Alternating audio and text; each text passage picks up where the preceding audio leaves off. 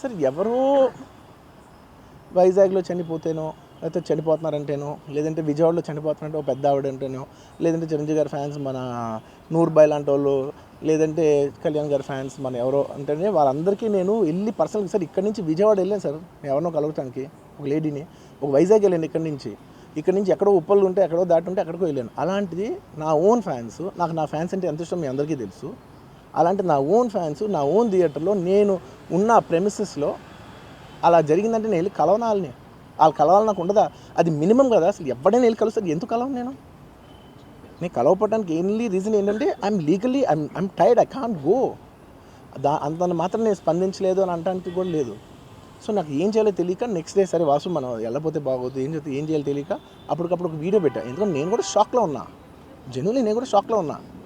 అరే ఇలా అయింది ఏంటి, ఎటు కాకుండా హాఫ్గా ఉన్నాను నేను జెన్యున్గా చెప్పిన హాఫ్ ఉన్నాను నేను. ఇప్పుడు కూడా కొంచెం హాఫ్గానే ఉన్నాను నేను. నాకు తెలుస్తుంది నేను కరెక్ట్గా సెంటర్డ్గా లేను, కొంచెం ఆఫ్లోనే నాకు తెలుస్తుంది.